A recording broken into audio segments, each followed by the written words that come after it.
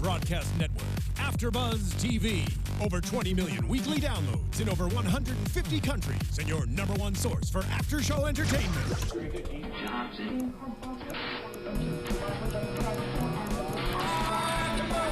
AFTERBUZZ TV, the destination for TV superfans. Producing after-shows for over 300 of your favorite TV shows. Interviewing celebrities and showrunners. And bringing you behind-the-scenes exclusives. All thanks to E! Entertainment's Maria Menounos, producer Kevin Undergaro, and internet leader Akamai. Now, let the buzz begin!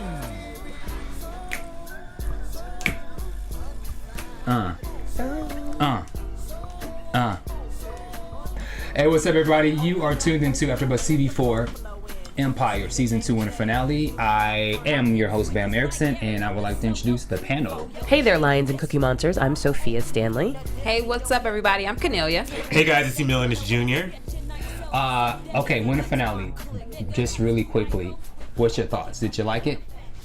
It was okay. It was all right. Okay. I wanted to be, can I say, so funky. Not in a good way. Okay. So there's this thing called the American Sound Awards, which is equivalent to the Grammys, the American Music Awards, the Billboard Awards, and so the nominations are revealed by all the different celebrity cameos by such as Jason Derulo, Nicole, what's her name? Nicole Richie, Questlove, and a whole bunch of other people. So Jamal gets 5 nominations. Hakeem gets a co-nod with his brother. And so the first question is, did he deserve the nod over Frida? Because she beat him out. I'm just going to say yeah, because we've only seen Frida like 3 times. And they, in the episodes, they didn't really pump her single that she got nominated for the way we've heard Hakeem and Jamal's music. So when it was nominated, I was like, wait, what song was this again? It wasn't like I didn't think she deserved it because the song was trash. I didn't remember what the song sounded like. Yeah. And I was just confused by the timeline from this, because normally for any award show, you have a voting period, and then the voting period is over, and that's months before, and then the actual nomination announcement is made. So just looking at the timeline, I'm not trying to be picky, however, looking at the timeline, I was a little confused because her song, they were just in the studio like a couple of weeks ago, so how did it... Well, I'm probably going to be picky the entire AFTERBUZZ show. I'm just keeping it 100. Okay, we'll clap to that then, so I'm not the only one. Agree.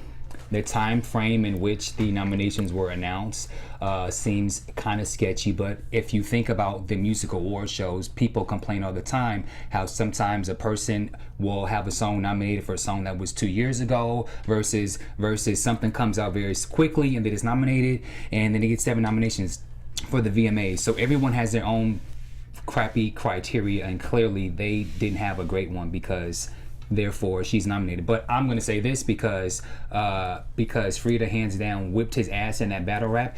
She should have got the nomination simply because he won. Like Lucious says, Hakeem, you won the battle, but Frida, she won the war. So in the end, I feel it was justice for her to get the low nomination. Will she win? Who cares? I haven't heard that in a while. Yeah.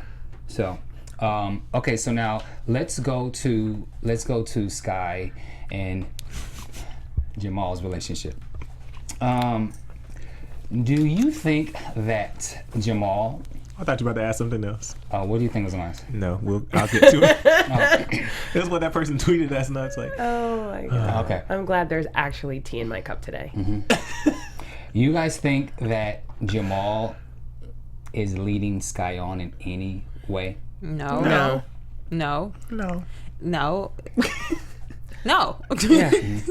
To me, they kind of made this one of those type of relationships where y'all have sex or y'all kiss or do something and the girl automatically thinks we're more than just friends. It's like a stereotypical girl role who thinks one thing and the guy thinks the other. Because even when he was at the bar talking to some dude, she was playing and she stopped like, to me, that I didn't like that. Like, come on, if she's an artist of that caliber, she is not going to do that. And that was my question. Did she literally stop because she was looking, or did the song really end? It looked like she was salty. Like, she was salty. No, she was clearly salty, but was the song over? Yeah, I don't think the song was over, but I think she took a long pause. That was not originally in the song. She took a dramatic Beyonce pause. Remember we went to her concert and Beyonce did that long dramatic pause? And we're like, we love you, Beyonce.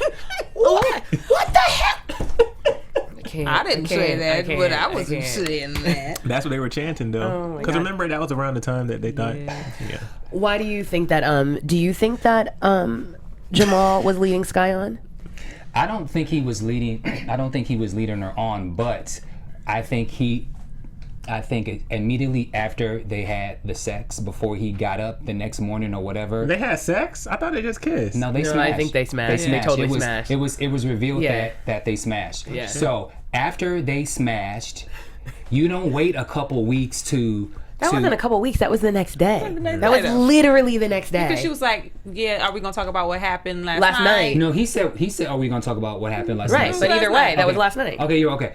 Still, you have that conversation now and you nip it in the bud because. But that's what he did. I don't feel he necessarily nipped it in the bud. He was like, we gonna talk. But then that's when Lucious came in. Think about it. He had every intentionality to literally at that moment to say to her, like, oh my God, it was beautiful. Like, I've loved you since like the beginning of time, but like, I'm not into you like that. But then who's lurking in the corner? Lucious. You can't have that type of conversation with anybody with Lucious lurking around. So I think at that moment, to me at least, it was evident that he was going to tell her and arguably nip it in the bud then. Okay. Nip it in quicker. Okay. And I think that's rude. I think if you nip it too quick, I think it's devaluing the fact that, again, they didn't just kiss, they actually had sex. And I think that Jamal, go ahead. On his way to the bathroom, he's supposed to be like, about this and that, and he just did it right there after they have sex. He putting his boxers on and he's like, don't call me. And if you think about who she is to him, like if you just had sex with somebody who you like truly admired, I won't name a particular name, but if there was an artist of her caliber that I truly admired and I finally smashed, I would be like, oh shit, what did I just do? I couldn't do it the same night. Mm-hmm. If me and Idris had sex, if Idris ever had sex, I would not dead the relationship. Kennelia. Okay. Ever. Okay. Let's go a little forward into the story when they performed together, and the moment I saw Charlemagne God's name go across the guest star, I was like, oh, I know he's about to start some mess. Question: do you think Lucious dropped that information to his ear, or do you think Charlemagne was literally just being his normally dig type self? About her being not being black enough? Yeah. No, about the fact that if given the fact that Jamal is gay, like what if he started to like a woman? Oh no, I think that was just normal Charlemagne. That was just normal? Yeah, I don't think that was a setup. Okay, and then do you think that she should have handled the situation differently rather than her asking after, well, why didn't you defend me? Well, he kind of did though. He did try. I agree. And I think that the problem is Charlemagne, though, then threw a blow at him. Mm-hmm. You know what I mean? And given not only the blow, but given the fact that the blow is specific to what just went on and he's still emotionally like connected to that, I think then he was almost like frozen. Mm-hmm. Because I think then he started to think about it. Like he on some levels felt like a hypocrite. I think that what he said was very profound in the same point that he's like even kind of backing up to, when he goes, Charlemagne goes, oh, what are you, black now? Mm-hmm. And she's like, I've never not said I was black. I've always said I was biracial. I'm black and white. And then, Jamal was like, yo, why do you guys always want to put people in labels? You want to put people in boxes. That, to me, resonated. The problem is, then when Charlemagne said, oh, well, I mean, Jamal, you're gay, right? And then he goes, oh, so what if you just started dating a woman? I think at that moment, Jamal realized that he was no longer a person. Like, he is now a spokesperson. Like, his life is not his own. Because on some levels, he actually should be able to do whatever the F he wants. Mm-hmm. Because it's plausible that her being Sky, again, like, one of the top artists in the world, maybe he does have feelings for her. And I haven't seen this online, and I can't remember the actual, like, the psychological term. But I think it's called the Kensington scale or something, Kensington scale. And it's basically the scale of sexuality. And I think that, like, back in the day, we had a very defined, like, you're gay or you're straight, and you're literally definitively on those polarities. That's not reality. Do you know what I'm saying? Like, people can swing anywhere in between. And so I think it is, to me, I really like the storyline because I actually felt that their chemistry, especially last episode, their chemistry was amazing. Like, I really felt it. Like, when he went in and she looked up at him for the kiss, like, I really believed it. So I felt like that's why he was even honoring the relationship, because in that vacuum, it was really magical and it was really special. But take it out of that vacuum, he realized, oh crap, how's that gonna look that I just basically came out as the gay spokesperson for pop music and now I'm potentially dating a woman. And I think that's why he like couldn't do anything else. And I think that potentially if she is catching feelings and thinking they're now boyfriend and girlfriend, of course you want your dude to defend you. Number one. Number two, you definitely want your dude to defend you where no one's ever questioned his blackness. So theoretically, if she's being questioned about her blackness because she's mixed, theoretically she doesn't have the trump card. Does that make sense? Yeah. But Jamal, being from the family that he is, has the trump card that he could have deaded it. And he could have literally said, yo, listen to her music, blah, blah, blah, blah. I don't think that her having a white mom negates her being black. I don't think he should have defended her. She's an artist. Jamal is I won't even say he's Drake. He's a newer artist. And Sky is literally Alicia Keys, who's been in the game since 2000. You can't defend yourself against a bumhead who's come at you like you've never had something like this before. She should have defended herself. Well, I think for the sake of the show and Charlamagne's character and historically what his character as a radio personality is, I think they did well by her and him not being able to fully defend themselves, because that's what happens all the time on the Breakfast Club. Yeah. You come on the Breakfast Club, you think you're already on guard. You think what he's going to ask you is what he's going to ask you, but then he comes and asks you something totally different you're not prepared for, and you can't throw down the trump card because you're like, oh, shoot, what is this? So I think for the sake of having him on and him asking those questions and them not being able to answer in the way that they did, I think that was authentic to what would really probably have happened. And if you look at, if you look at her character too, it's realistic or it's believable that her character might not have interacted with that type of personality before, just because what did they call her brand? She's pop female, women power. Yeah. That type of person will go on like Good Morning America, Today Show, E, and all, and those, they stay very straight and narrow. They don't really go away. But Breakfast Club, they can hit you with whatever. And that's why Jamal should have defended her, because it was Jamal who made the interview. Remember, her manager didn't even know about the interview. So the fact that Jamal put her in front of the firing squad, Jamal definitely should have defended her. And Jamal is better equipped to deal with something like that because he's dealt with it from the very beginning of his career, which is very fresh, but very beginning because he's gay and they've always, tell me about this. So Sky says, it's okay, I don't want to change you. Well, good. I mean, do you think that's just a huck of bull that she's telling him to save her feelings, or do she really want more in the relationship? I don't think it's about. I think what she said is genuine. I think it goes back to what Sofia was saying about, I looked it up, it's the Kinsey scale. Yes, thank you. So with the Kinsey scale, I think what she's saying, I don't want to change you. However, if there is something here, let me know. I really think it was just a genuine, let me know your intent, so I don't get led on more than I already am, because clearly my feelings, she's in her feelings, like Kennelia says. Clearly my feelings have gone deeper than it's being reciprocated. So I think she was honest. Just let me know how you feel. Yeah, I totally disagree. I think it was a response where because you heard something from someone, you have to now change your whole thought process because he's not checking for you like that. So I feel that she's trying to change him. I don't think so. And again, I think that's going down the stereotypical female role in this situation where dudes be like, you always trying to change me. No.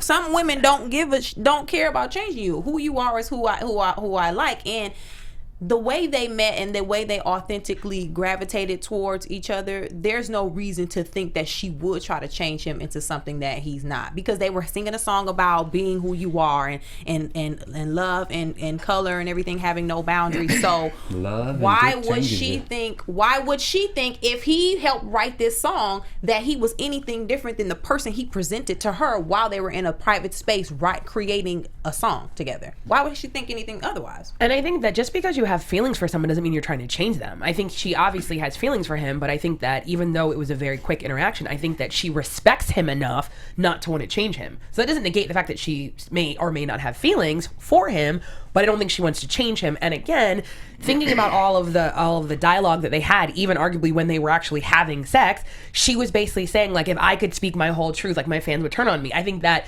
was a little seed planted that she would never be the type of person who would want someone not to live authentically their truth. And I think it was really important too for her to say that, especially at the beginning of the episode when Lucious heard the whole conversation and he said she fixed you and started crying, and that scene right there, motherfucker, I was just like, really, because psychologically that is so damaging. It is so damaging. Just to have somebody say that to you, one, it makes you feel as if there's something wrong with you. Two, that's something that a lot of gay men go through already, thinking that they can be fixed because if they're with the woman or they force themselves to be with the woman, have sex with the woman, whatever it may be, they can be fixed by doing that. And then that's not the case. And then you think something's wrong with you because, okay, well, I tried, I did the deed, I finished, but there's nothing there. So for him to say that, it just... you have to keep referencing Sophia's point with the Kinsey scale, because you can't just put somebody in an absolute box because you're gay, you're completely this. However, you can also not say that me being gay does not mean that by having sex with this one person and all of a sudden going to be like, oh, I'm straight now. And then Lucious, for real, he needs to just get over it. Duh. Like, he's been gay. Jamal is like, dude, I've been gay forever. You always have had something to say about it. Get over it. Like, why are you all in my sex life, though? At some point, Jamal needs to say, why are you so interested in my sex life? The obsession, it's now getting borderline weird and creepy. Like, it's no longer this concerned dad who has these old school values and right is right and wrong is wrong. No, now it's something else. I'm going to take it just one step further, but I'm going to do it really quick. I also think that arguably some of our listeners are too young to know this, but that term fix, it's because there was a time in this country when, like, within therapists and psychiatrists and psychologists, being homosexual was a mental disorder. And that mental disorder, people actually sent their children to a mental hospital, connected electrode to their heads, and shocked them. So I think that what this show is doing, because I think that they kind of subtly drop things and it kind of sometimes goes kind of quickly. That comment is deeper than simply just saying you're fixed. That comment is literally saying, like, if it was up to me, like, I would literally do you harm like I try to do by throwing you in the trash can, even though we now have had this come to Jesus moment and we're supposed to be now father and son. To me, what he did in that moment is he regressed the entire season 2 of them bonding in that one comment. True colors. And in addition to that, now we're going to go to Lucious, and I still disagree, so we're just going to go for it. Now that we're just discussing Lucious, so as you said, Lucious has a lot of issues. Well, one of the issues is he is the Susan Lucci of the American Sound Awards. He's been nominated 19 times. Susan Lucci from All My Children, who played Erica Kane, was also nominated 19 times before winning her first Emmy. So I thought that was a great parallel, but... Because it's a soap opera. Because it's a soap opera. And so he's nominated for... Record of the Year. I don't know who he paid to get that song Boom Boom Boom nominated for Record of the Year. Don't get me started again. Boom Boom Boom Boom. Bang bang bang bang. Every thug is deleted. Keep on. I'm what was that? Kennelia's remix will get nominated again. Right? So he's up against his son. And so now there's a competition for them at Record of the Year. Lucious clearly doesn't like it, and it's like war. I think he does like it. Yeah. I think he likes it. He likes causing problems and wreaking havoc in the lives of his children and his ex-wife. He enjoys the fight. When they announced it and he looked at Jamal, you can tell in the back of his mind he was thinking something along the lines of, okay, good, now I finally can teach you a lesson and put you in your place. One of those situations where, yeah, I'm a veteran, you got the nomination, but I'm gonna whoop your ass. That's what I gathered. He likes this. But how? He has no control over the voting academy. But he does have control over his reputation. now that with this Sky thing and the woman ish and now Jamal's reputation and what he's building and his identity and his brand, Lucious knows something that can potentially wreak havoc in Jamal's life. He's gonna find a way. He's just, that's how Lucious is. Also, real quick though, because I know we never talked about this. Jamal should have never told him. Like, you a dumbass Mo. Told But him go what? ahead. That he smashed Sky. He should've So been like, that's just, I nah. just had to get that out there. Yeah, no, and I totally think so. I think that Lucious is addicted to chaos. And I think I mentioned this either on this show or possibly on Scandal. Do you remember the movie Changing Lanes with Samuel L. Jackson? And we're not talking about him. And basically we thought that Samuel L. Jackson was an alcoholic. And basically his sponsor was like, you're not an alcoholic, you're addicted to chaos. Lucious is addicted to chaos. He likes the drama. He likes the fight. Everything in his life has to be aggressive because as a lion, that's when he feels alive. So I definitely think that there was a moment where not only was he excited because it was about to be a fight, he also had a dual issue where it's like, on some levels, if Jamal wins, that's great because it's still great for Empire, and my legacy or my lineage, my literal seed is actually becoming, in his mind, a full-blown man, right? Or if I win, now I basically remind all those mother, whatevers, that I'm not an old G, I'm not retired, I'm not ancient, I'm not whatever, that I'm still making current music and that I'm relevant. So either way, in his mind, it's a win-win situation. But because we know, just like Kennelia and Emile both said, because he plays dirty, he's ready for this. Just like he already sabotaged him by when I forgot the man who's an LGBT advocate. The publicist, I can't remember he his said name. that we're gonna put him on the cover. He's like, we're gonna put him on the cover after you found out that. So he's already sabotaging that because any type of press at this point will be good for the voting. So he knows that, and he has enough power because maybe not because that's fast forward. Maybe not since now his company is messed up, but before he had the power to potentially influence people, so it could play in his favor. Well, boom, boom, boom. Boom, boom, boom, boom. Bang, bang, bang, bang. Oh, Bamm singing, let's see, it's growing. Oh, yeah. Kennelia, What's going I just, boom, boom, boom, boom. Bang, bang, bang, bang. I'm a little up, you lift it up, you say. Keep on. I can do this all night. Oh my God. Say bang, bang, bang, bang. I'm just gonna have an open floor for this next topic. Oh, God. Rhonda, Boo Boo Kitty. Wow. Before we actually go there, if the engineer can hear us, can you do a countdown timestamp for us? Yeah. This is petty. Why was Rhonda wearing them high ass heels in the house? She can do what she wants. Yeah. When a woman gets home, who walks around in heels? If she wants to feel sexy. Totally. You wanna feel, Yeah, like this isn't the 1960s. She's not a Stepford wife. Like, come on. Like, you don't lose your sexy. Bamm She want wants her to in be a the momo. MILF. Bamm want her in Totally. the She wants to be a momo. MILF. She's always been sexy, Yeah. and she intends to keep her sexy and keep her MILF. Like, did we forget that Rhonda and she the always bib? been sexy? Like, Rhonda's an OG. Yeah, she got that sexy ass house too. I'll be Right. walking around. No, She had a bib with no kids. Oh, Well. she did have that bib. Okay. Okay. Well, continue on. Well, Okay. I want to talk about Anika. Yeah.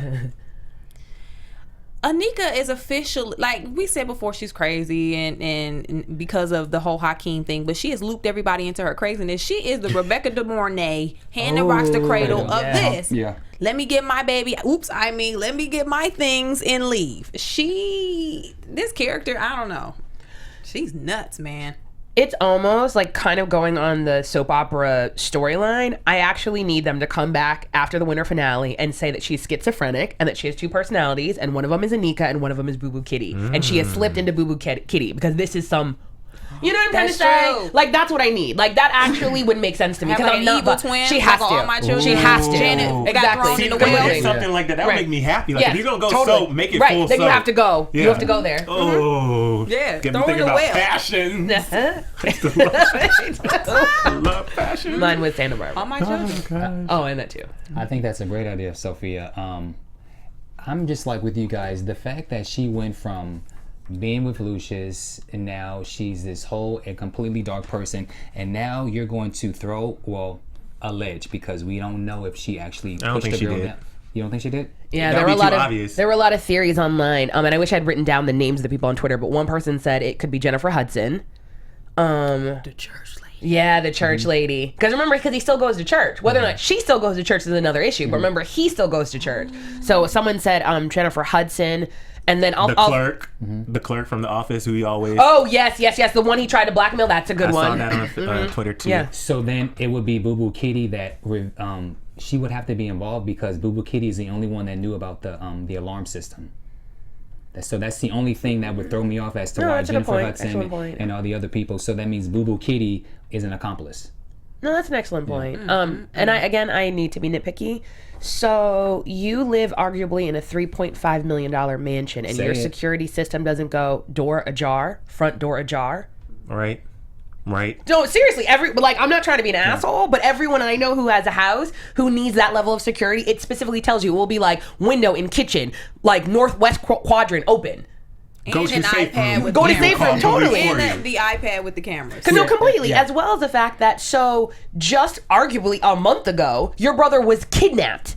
You don't think you should have proper security? So when they were having problems with the security, you don't call right away and basically be like, I need to protect my wife and literally my child? You just think like, oh, it's not that big of a deal? That don't make no sense. Andre needs to get fired for multiple reasons. Andre needs to get divorced and he needs to get fired, but I'll wait until we start talking about the takeover to tell you why Andre needs to get fired. I agree with you. Before we get into the whole takeover, let's go to Cookie goes back to prison. So there was a question, there was a comment made about, is this wifey? I think Emile during season 1, you mentioned about Cookie eating a cat. Well, Cookie said she ate. She said, remember she was talking to somebody and she said, Boo Boo Kitty, if we was in jail, something because you look like you got a long tongue. Cookie was getting it in. She had to 17 years. But I don't mean to be vulgar or a grown folk moment. She was definitely the alpha. I'll just leave it at that. Yeah. So she wasn't using her tongue, just to be clear. Okay. I'm on the fence. Oh my god, did he totally eye roll? I thought. Wait, you think you don't think that she was getting that it was going down, or what do you think? Or you don't think she was the alpha? What are you saying? I don't know if she was getting it in per se. Period. She said that though. Yeah. She literally with her own mouth. Like, no, I don't mean to be like a pun, but yeah, she totally was. She said it. It's 17 years. 17 years. After a while, your 17 years. fingers can only do so much. 17 years. And they told us right there, is that wifey? Yeah. Nobody's saying that if they know you were locked up for 17 years and nothing ever went down, they wouldn't even say that to you. Yeah, and she's an OG, so they would never disrespect her in that way. Yeah. Yeah. Portia's reaction was hilarious. What was it? I only do hot dogs, sausages and Polishes. She's like, Portia, come on down. She was like, take a compliment. Yeah. No, Portia was mad. Oh, poor Portia. Let's talk about the Bratz character, Jeezy. Should she fucking get over herself because Cookie decided to take care of her family? No! Do y'all watch Orange and the New Black? Of course I do. Y'all know how rough it is. Yeah. I feel like I've been in prison because of this show. And y'all know that's how rough jail. it is. Exactly. Yeah. Can you imagine like a year has gone by and this is the one person who said when she is able to, and now she is able to, she will help you, right? So if a year has gone by, like a day for me sometimes go by slow and I have shit to do. Imagine a day in jail doing chores or whatever they do in jail. Just a year going by without hearing anything from Cookie. You see her on TV, you see her living her life, you see all these things happening, and she has not made any contact with you. I would feel the same way. Well, I will say though, I don't know if it would be to the point where I would go from whatever my sentence was to life. And I have a theory about that because I was actually there with you, and then I really thought about it. So. And I can't remember what movie, but I think lots of movies, like once you're out of jail, you never go back to jail. I can actually understand that. I can understand from a psychological perspective, like once I'm gone, I ain't never going back. You don't look back. You don't look back. Like when you quit a job. No, completely, but a bad job. Yeah. However, what she should have done is, again, you're Cookie Lyon. Like, you couldn't put money on her books so that she could go to commissary because, again, why did she get sent up? She got sent up because she was fighting her roommate for toothpaste. So arguably, if you would put money on her books, she wouldn't be scraping for toothpaste. So when the chick tries to steal it, she's like, you know what? Because Cookie got me. Yeah. So I think that there's actually a direct correlation between Cookie leaving her in the wind and what then happened. What do you guys think about the fact that she says, I'm innocent, Cookie, just like you? She was being funny. Yeah. She was like, yeah, we all know you guilty because you an actual real OG. So she's like, yeah, I totally did it. What's your point? Move on. Not move on to you. Move on to her. But like, a part of me questioned that because Cookie's interaction with the warden to me, they don't show you something that you won't need or you won't use. There was no need for the warden to come in all salty, like, well, I did this for you.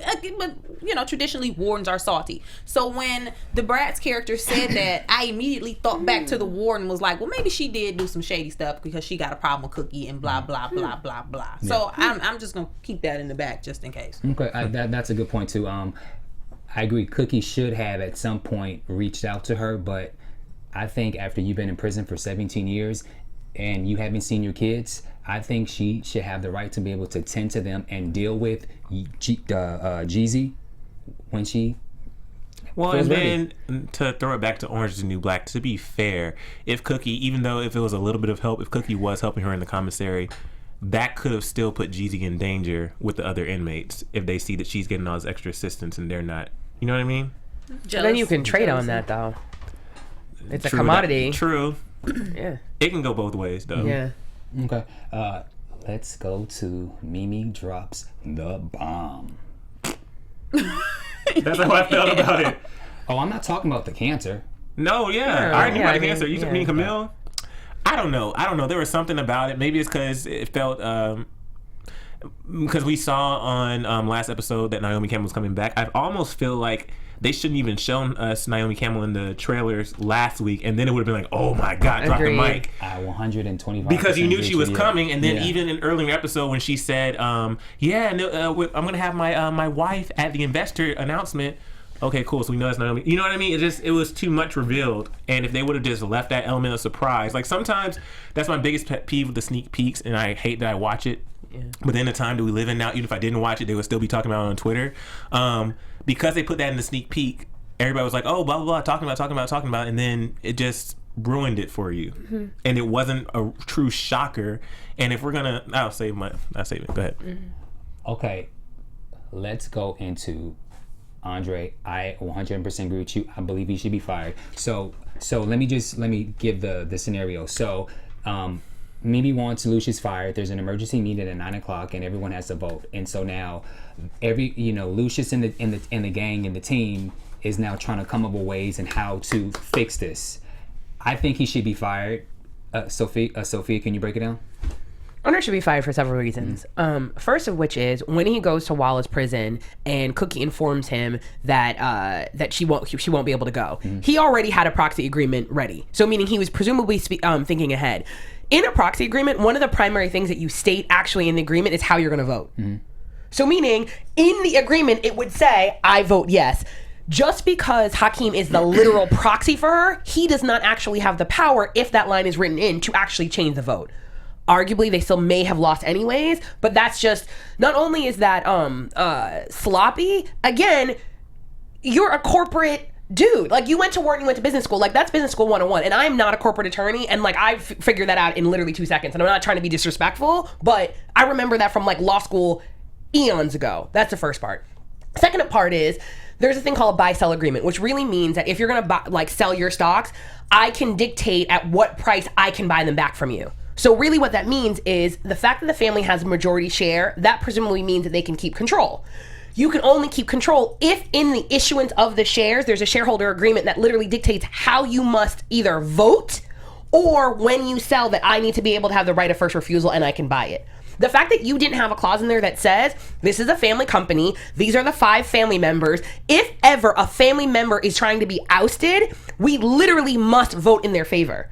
That's messy. You just came off of all of this infighting in season 1, so forth and so on. The fact that you didn't think to do that, given the fact that you brought outside people, literally, you lose your job. Because again, even like what Lucious said a couple episodes ago, then I can get any dude from Wharton. And any other dude from Wharton, because he's not emotionally and in his feelings, would have done his job.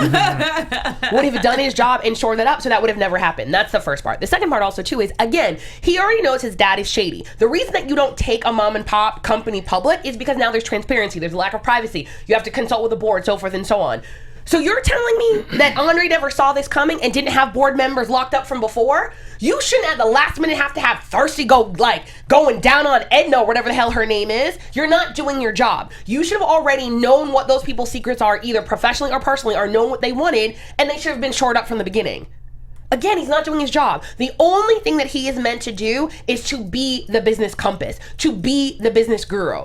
And literally everything that he has proposed to Lucious has literally gotten Lucious in this position. The fact that he was infighting before with his uncle Vernon, that's why basically then there was infighting. Then you bring in this outside investor. You don't check her out, you just bring in Mimi, and then your dad obviously is a little sprung over her for whatever reason, and you don't shore up your house?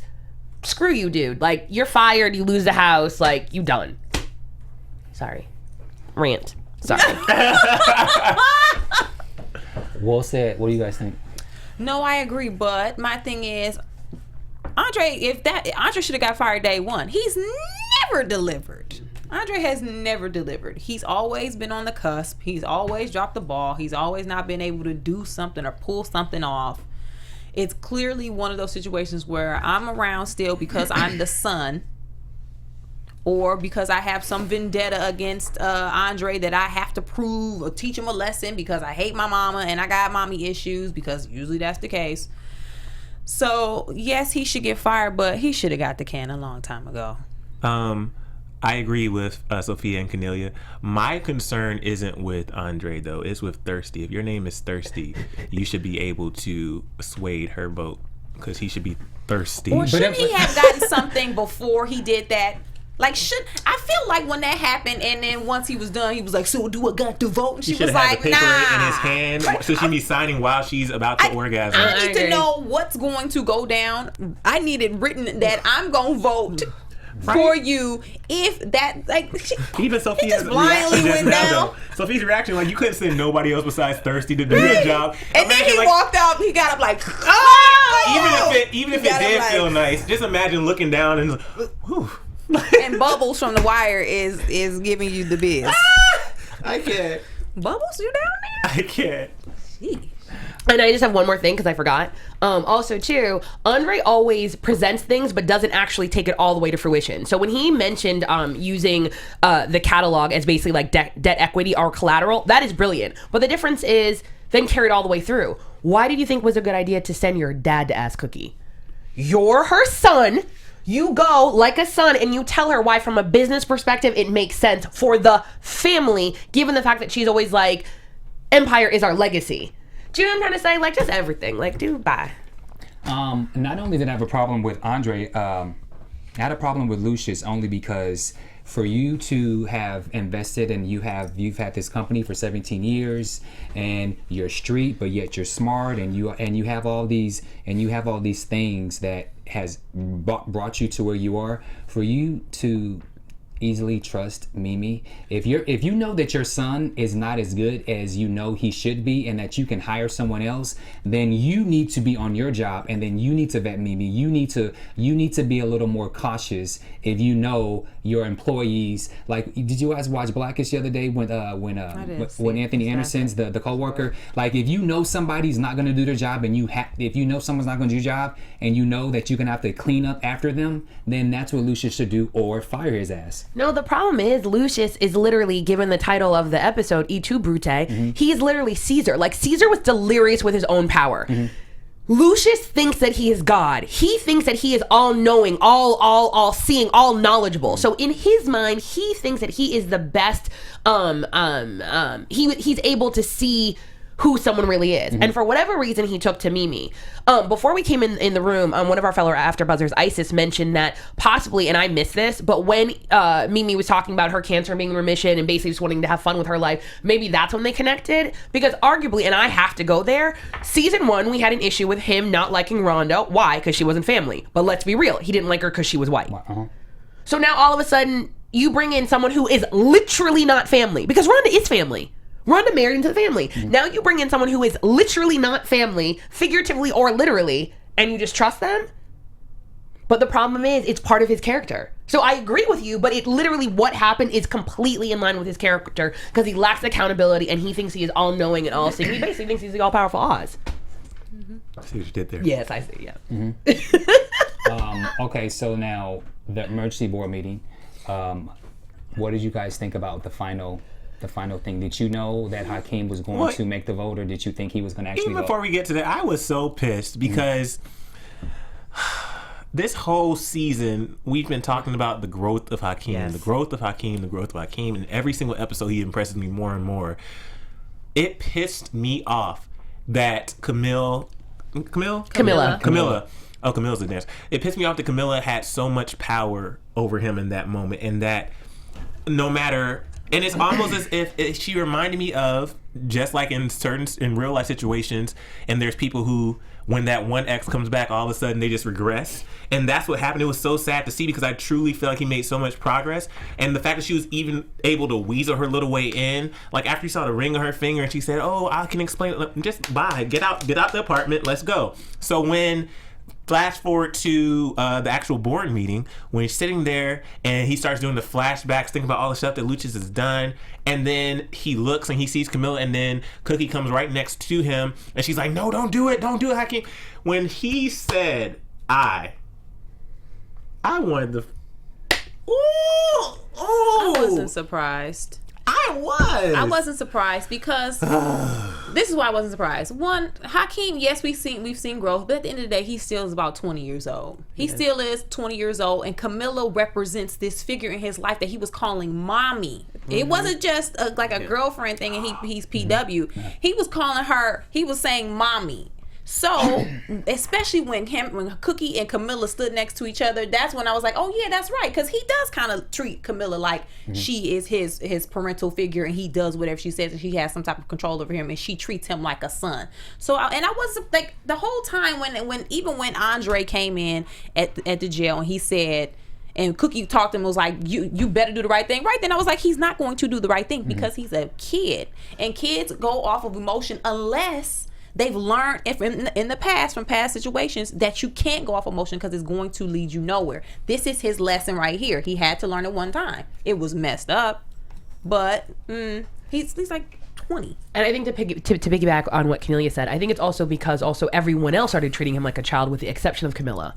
So I think that when he found out that Camilla never took the money and that his mom had lied to him, he then regressed to thinking, oh, see, my mom's treating me like a child. But Camilla, even though there is that like Oedipus or whatever complex going on, or wrong thing. Anyways, even though there's that kind of incestuous thing going on, Camilla's always been honest with him. And so I think that at that moment he realized, oh my goodness, my mom is always going to be more vested in Empire, which I have basically divorced myself from, and she arguably is always going to not really love me like I need her to love me. So I think he completely made an emotional decision, but I think he made it based on the fact that Camilla came in, treated him like an adult, literally and figuratively, and that his mom did not, and then he realized his dad has never respected him. So why save a family business that he no longer thinks he's a part of the family? Again, it's Hakeem, no Lion. And again, also Camilla, she also promised him that I know you, I could take you to the next level, so forth. So it makes sense for him to actually make the vote, because since Mimi is going through cancer, Camilla's in charge, she's going to give it to Hakeem. But even that, though, where was the vote to actually make Mimi chairman and CEO? But anyways, I'll talk about that online. Yeah, that too. No, they jump steps. Yeah. You have to have a separate vote for that. Yeah. But anyways. All right. Anything else before we go into co-piece? Well, let's just give it up to Hakeem for having the 3 women on his back. Oh, yes. Anika, Laura, and Camilla. Poor Laura, man. Like, now, so not only is Laura competing with trying to make a name in the industry and falling in love with the person who signed you and who was the head of this label, but now Tommy Mottola. Exactly. Now you got Anika, aka Glenn Close, driving her home in the Uber, stalking her, and now she's pregnant, which she doesn't know about. And you got his other girlfriend, who is 20 years older than him, on his back as well. Poor thing. And not poor thing for me. You better run. Don't give up the draws, girl. Well, now, no. Yeah, but... I think she already gave it up. Oh, you think they... Yeah. Wait, who did? Who gave up? I think they did. Oh, Laura? Oh, Yeah. probably. Yeah. Mhm. Just the way their But they were energy. at the thing, like, No, I mean at roses. the prison at Wallace, like that. No, Yeah. they. Before we do co-piece, though, I forgot. If you are watching live on YouTube, thank you so much for tuning in for the winter finale of Empire. Make sure you click the thumbs up button and leave a comment after the live version's over so we can see the comments. And if you want to, you can go to iTunes, and if you're listening on iTunes, thank you too. Go to iTunes, click rate comment, and subscribe. We really appreciate it, and we love you guys. And if you are a lyrical linguist, a podcast junkie, or a conversational mixologist, make sure to listen to our podcast, Happy Hour, a shot of conversation, where you BYOB, but the T is on us. Happy Hour, a shot of conversation. Listen on iTunes. And DJ, drop the beat. For Cold Piece. Cold Piece of the Week for the Empire winter finale for season 2 goes to Emile Ennis Jr. for thinking Boom Boom Boom should have gotten nominated for Song of the Year. I've said this the whole time. Wait a minute. Nope, wait. I've said this the whole time that it's a Ja Rule song, so if anybody should have got nominated, maybe just bring Ja Rule back, let him do a little performance. Maybe that would be, you know, he could do a cameo like everybody else has done. But Emile gets Cold Piece of the Week. A cold piece, not cold piecette, goes to Cookie Line for spitting, hawking back and spitting in Camilla's face. She spit so hard that her body literally went all the way back. She dipped in and hawked a loogie right into poor little Camilla's face. Cold piecette goes to you guys for riding with us through this first half of the season. You've been following us on Twitter, Instagram, and Facebook, letting us know your predictions, keeping us posted on everything that you think about this season of Empire so far, and we really appreciate you, so thank you so much. Make sure you hit us up on Twitter, Instagram, and Facebook using hashtag ColdPiece, and let us know who you think should get the award. All right, and now let's go into predictions. And now, your AFTERBUZZ TV predictions. I don't really have any. You know, I'm ready for. Well, I'm not ready. I'm going to enjoy this break. However, I think that when it comes back, it will be good. I think it will be interesting to see the dynamics of Hakeem back at Empire doing his thing with Camilla and Lucious and Cookie reuniting and trying to build the family back together. And what I was referencing to earlier was somebody tweeted in reference to the Sky thing saying that she was possibly transgender. And I was like, what? And then Bamm was like, oh, yeah, I thought the same thing. So that's what I was talking about. So if that happens, it's going to be a big eye roll for me just personally. But it is what it is. It's a soap. I predict that Rhonda, the way she fell down those stairs and those types of stairs, she has to be injured. No, I'm not talking about just losing the baby. She looked like she could have broken her neck. Yeah. So I'm predicting maybe paralyzation. I hope not. But those stairs, that was a hard fall. I also predict that I hope it's not Anika that pushed her, because that'll be too simple. They could have just showed her because it led up to that anyway. Mm-hmm. But if it was, I wouldn't be surprised, because she wants to have the only lion cub in the family. So I wouldn't be surprised about that. I'm just going to follow up on a prediction that I have been making, wherein Lucious will now have to team up with Lion's Dynasty, and it will basically be all of them against Hakeem.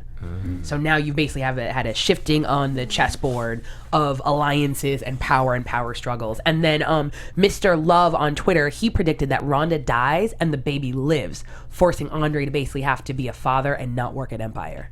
I like that. I wouldn't mind that. Yeah. I like that was Mr. Love on Twitter's prediction. I like the prediction. I also have a couple of predictions because either the baby is dead and Rhonda's alive, or the baby dies and then Rhonda is, like you said, she has some form of injury or so forth. But what I thought was interesting is when she was laying down with the cracked cell phone, I didn't see any blood on her face, but then in the previews for what we're going to see in March of 2016, you saw all this blood. I saw that too, yeah. And I was like... It's a little confusing. And she was flipped on her back, so something else happened. And she's holding the phone, so Rhonda probably is alive at the moment, and maybe she's trying to call, but she can't because she cracked her cell phone. But I think Hakeem... I was about to say something. He needs to die.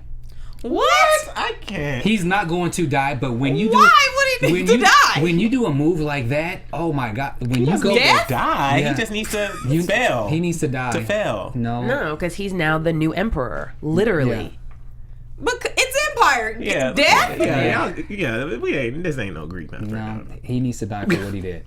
I mean, Whatever. that's takeover. No, and I think he stepped up and he was a man. We may not agree with it, but he stepped up and he was, and that was like I think that was a very aggressive, dominant alpha lion move. There can only be one lion in this bride.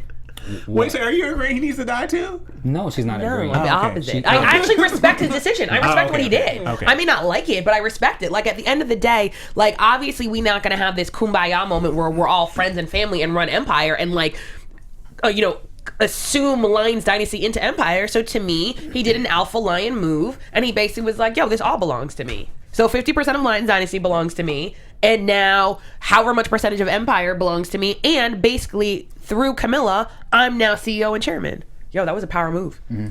I think that Lucious is actually going to win the record of the year for that boom, boom, boom crap. I think he'll win. Boom, boom, boom, boom. I think he'll win. Bang, bang, bang, bang.